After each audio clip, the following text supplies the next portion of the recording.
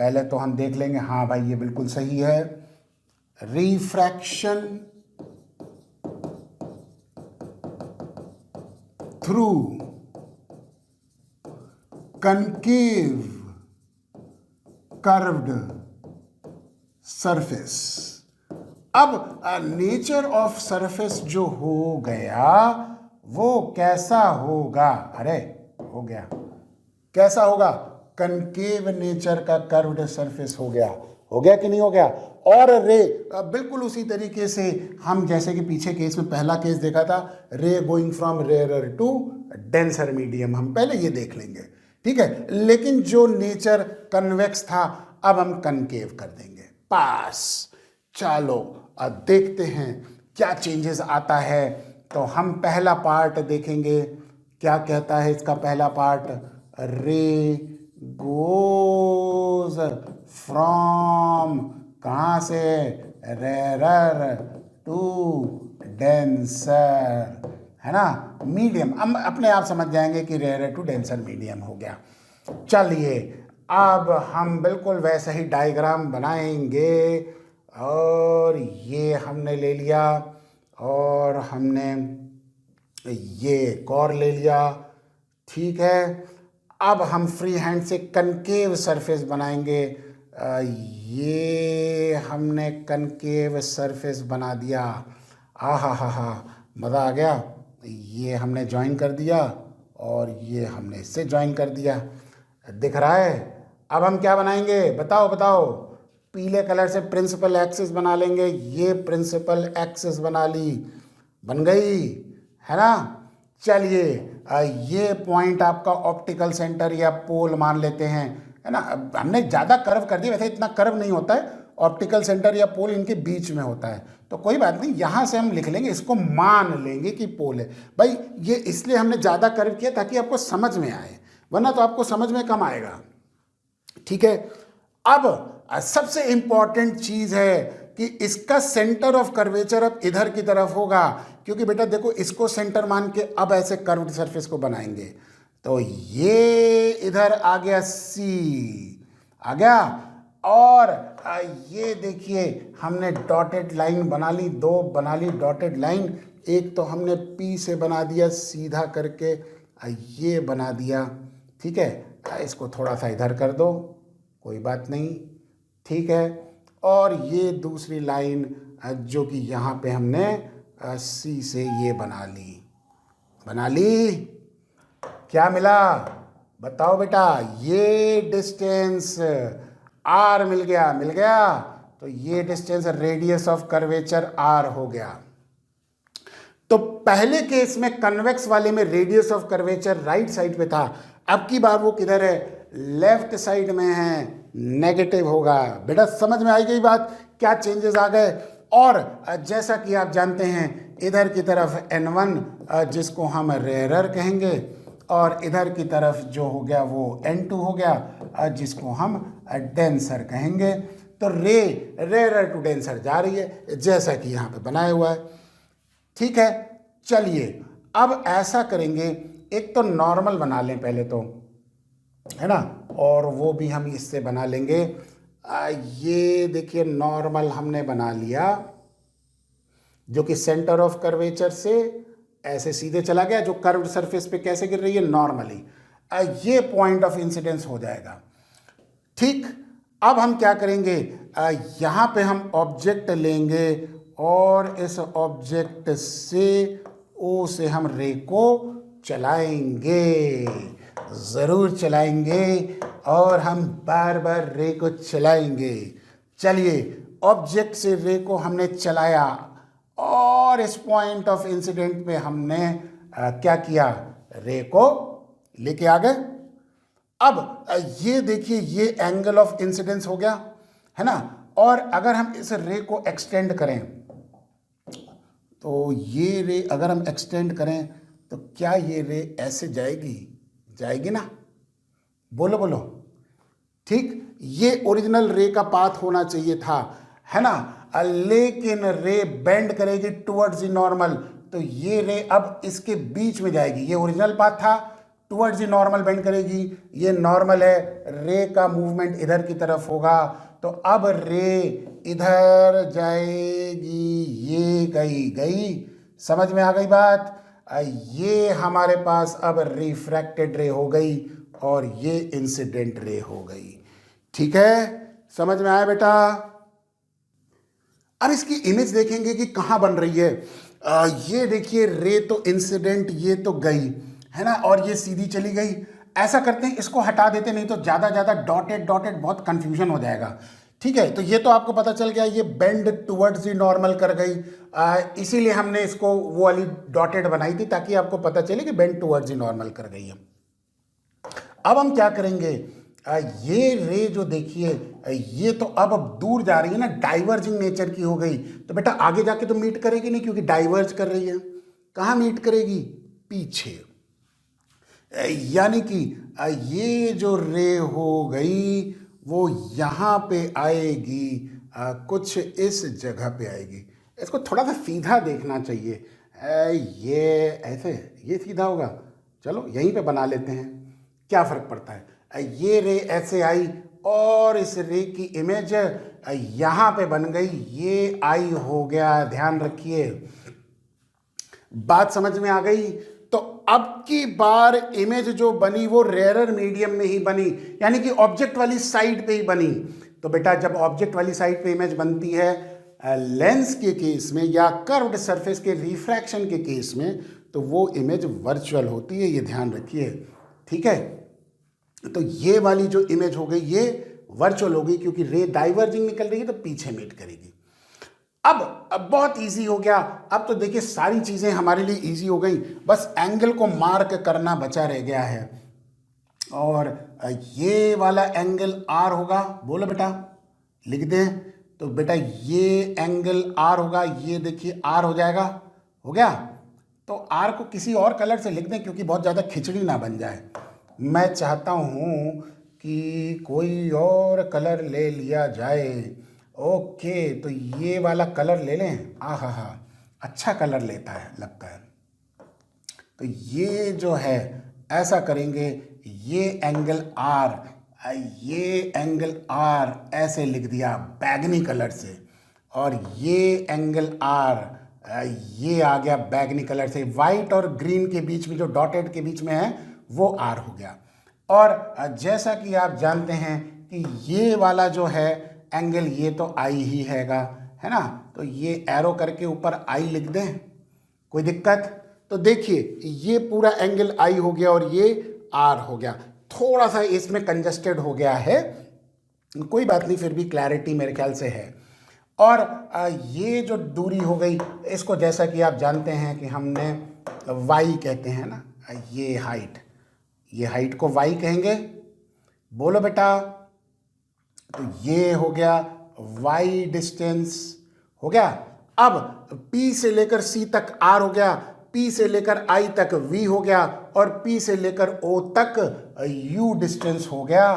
तो अब हम ये मार्क कर लेंगे, P से लेकर कहाँ तक, ये O तक हो गया, ये हो गया U, ठीक है, U। और P से लेकर I तक, P से लेकर I तक, ये देखिए I तक हो गया, ये डिस्टेंस हो जाएगा V। बेटा क्लियर हो गया, R U V, यानी कि PCR हो गया, PIV हो गया, और PO जो हो गया वो U हो गया। बिल्कुल क्लियर हो गया। चलिए अब बिल्कुल उसी तरीके से अल्फा बीटा गामा बना लेंगे। ये देखिए लाल कलर से बनाया था हमने, इस बार भी लाल कलर को ही चूज करेंगे। तो ये एंगल हो जाएगा अल्फा, ये एंगल हो जाएगा कौन सा, ये हो जाएगा बीटा, है ना, और ये हो जाएगा गामा। कोई दिक्कत, बिल्कुल क्लियर हो गया, अल्फा बीटा गामा। अब जिस प्रकार से हमने अल्फा बीटा गामा लिखा है, बिल्कुल वही कंसेप्ट लगाएंगे, सेम कंसेप्ट। पहला refraction from the curved surface, तो हम यहां पे पहले देखिए क्या लिखा था हमने, अप्लाइंग स्नेल्स लॉ। तो सबसे पहले वही चीज से हम शुरुआत करें, है ना। तो यहां पे हम लिखेंगे अप्लाइंग कौन सा लॉ, स्नेल्स लॉ लगा देते हैं। चलो स्नेल्स लॉ लगाया, ठीक, आ जाओ। तो पहला N1 ये आपका मीडियम हो गया, एंगल ऑफ इंसिडेंस I हो गया, तो साइन I। दूसरा मीडियम आ जाओ N2, और ये एंगल R हो गया, किस में, डेंसर में, तो N2 साइन R हो गया। ये हमारे पास पहले जैसे इक्वेशन थी, तो N1I बराबर N2R। अब बिल्कुल उसी तरीके से यहाँ पे लिख देंगे N1I बराबर N2R के। ये हमारे पास लाल डब्बे में डालने वाली इक्वेशन हो गई, और कौन से नंबर की हो गई, ये हमारे पास फर्स्ट नंबर की हो गई। बिल्कुल क्लियर है बेटा। साइन थीटा, टैन थीटा और थीटा बराबर होंगे, क्योंकि स्मॉल एंगल के लिए डिराइव कर रहे हैं, तो साइन आई की जगह आई, साइन आर की जगह आर, जैसा हमने पीछे लिखा था, ये देखिए, है ना। अब हम अल्फा बीटा गामा में रिलेशनशिप निकाल लेंगे और देखेंगे कि क्या क्या आ रहा है, और ये देखते हैं, चलिए इसको समझते हैं। ये सबसे इंपॉर्टेंट चीज है, कौन सी चीज क्या हो गई। देखिए आर ये वाला एंगल हो गया, और ये बीटा हो गया। Sum of interior angle is equal to exterior angle, तो आर प्लस बीटा किसके बराबर हो जाएगा, बताओ बताओ, गामा के बराबर हो जाएगा। तो यहां पे लिख देंगे आर प्लस बीटा बराबर गामा के, ठीक है। ये ट्राइंगल देख लेंगे, ये वाला ट्राइंगल देख लेंगे, है ना। तो बीटा प्लस आर बराबर गामा के हो गया।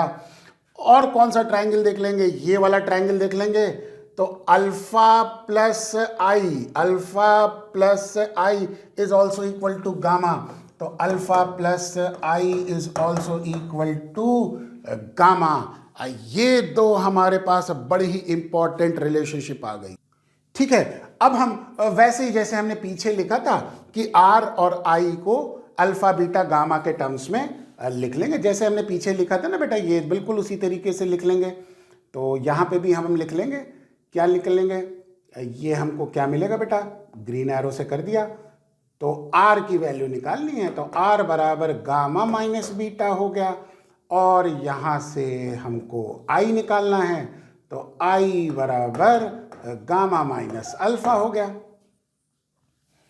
मेरे ख्याल से तो यही है, आर बराबर गामा माइनस बीटा, आई बराबर गामा माइनस अल्फा। बिल्कुल सही, बिल्कुल खूबसूरत सी चीज आ गई। अब हम इन दोनों को 1 में डाल देंगे, और जैसा कि आप जानते हैं कि ये इक्वेशन नंबर 2 और ये इक्वेशन नंबर 3 थी, तो putting the value of 2 and 3 लिख देंगे, putting the value of 2 and 3 in equation number 1 S में डाल देंगे। आई की जगह आ जाएगा गामा माइनस अल्फा बराबर N2, आर की जगह हो गया गामा माइनस बीटा। तो अब की बार इक्वेशन का कुछ जो जिसको कहते हैं ना समीकरण, वो चेंज हो गया है, और इस तरीके से हमारे पास आ गया। लाल डब्बे में डालने का मजा ही कुछ और होता है। डाल दिया, क्या करेंगे अब, आप बताइए अब हम क्या करेंगे। बिल्कुल उसी तरीके से अल्फा बीटा गामा को वाई और यू आर वी के टर्म्स में लिख देंगे, है ना। बिल्कुल सही, जैसा कि बिल्कुल समझते हैं आप वैसे ही करेंगे।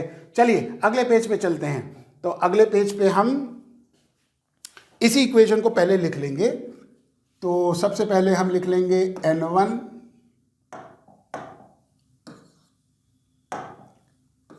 N1 गामा माइनस बराबर L2 गामा माइनस अल्फा। देख लेंगे, मुझे लगता है शायद कुछ गड़बड़ी हो गई। अच्छा, उधर गामा माइनस बीटा, इधर गामा माइनस अल्फा है। हाँ ठीक है, तो ये हम इधर गामा माइनस अल्फा लिख देंगे और इधर गामा माइनस बीटा लिख देंगे। ये गामा है, ये गामा है, ठीक है, इक्वेशन नंबर 4 जो कि आई थी। अब यहां से देखेंगे कि देखिए गामा, ये एंगल गामा हो गया, दिख रहा है, ये बराबर किसके होगा, y अपॉन क्या हो जाएगा, r होगा। किधर मेजर हो रहा है, लेफ्ट साइड में, नेगेटिव नेगेटिव। तो गामा बराबर किसके हो गया, that is equal to tangent of, actual में टेंजेंट ऑफ गामा बराबर y अपॉन माइनस आर होगा। बोलो बेटा, tangent of this angle y upon R, यानी कि PC का डिस्टेंस r है, तो ये हो जाएगा y upon r, capital R। ठीक है, कोई दिक्कत। टेंजेंट ऑफ गामा, ऐसे टेंजेंट ऑफ बीटा क्या हो जाएगा, y upon v, minus sine के साथ।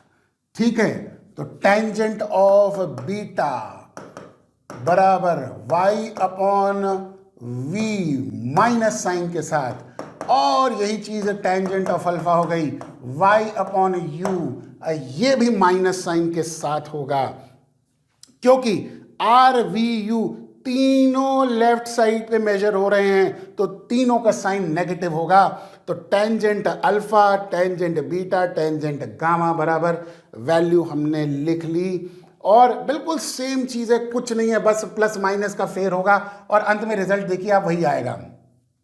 तो यहां पे हम क्या लिख देंगे, ये हमको देगा कि गामा बराबर माइनस वाई बाई आर, और ये हमको दे देगा बीटा बराबर माइनस वाई बाई वी, और ये हमको दे देगा अल्फा बराबर, अरे अल्फा लिखना है, अल्फा, आहा, ये दे देगा minus Y upon you.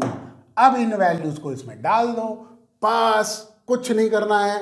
n1 gamma की जगह क्या था, minus Y upon R minus alpha plus Y upon U, है ना बेटा, माइनस था और यहाँ पे भी माइनस है तो प्लस हो जाएगा। और n2 ये हो जाएगा गामा बराबर minus Y upon R minus beta की जगह प्लस हो जाएगा y अपॉन वी। ओ हो, ठीक है, कोई दिक्कत आई, चलो y थ्रू आउट कट्टम कुट्टा। अब ये हो जाएगा माइनस n1 अपॉन आर इधर आ गया, प्लस n1 अपॉन यू इधर आ गया, ये हो गया माइनस n2 अपॉन आर इधर आ गया, और ये हो गया प्लस n2 अपॉन वी इधर आ गया, हो गया। अब आप देखिए इंटरचेंज करेंगे तो ये वाला जो फैक्टर है इधर ही रहने देंगे, इसको इधर ले जाएंगे, तो बेटा n1 अपॉन यू, ये वाली चीज इक्वेशन के इधर ले जाएंगे, तो क्या मिलेगा हमको, n2 upon V minus n1 upon U मिलेगा। और ये इधर ले जाएंगे, ये वाली फैक्टर इक्वेशन के इस साइड ले जाएंगे, तो बेटा हमको क्या मिलेगा, n2 upon R minus n1 upon R. तो ये बिल्कुल देखिए n2 upon V minus n1 upon U बराबर n2 minus n1 upon are, लाल डब्बे में डालने वाला काम आ गया। और जैसा कि आप जानते हैं ये इक्वेशन नंबर 5 हो गया। तो क्या पता चला कि चाहे रिफ्रैक्शन फ्रॉम कौन सा सरफेस हो गया, कन्वेक्स कर्व्ड सरफेस हो गया, उसमें भी बिल्कुल सेम रिजल्ट आ गया ना, n2 upon V minus n1 upon U बराबर n2 minus n1 upon are. और यहां पे भी आप देखिए सेम रिजल्ट आया, n2 upon V minus n1 upon U बराबर n2 minus n1 upon are.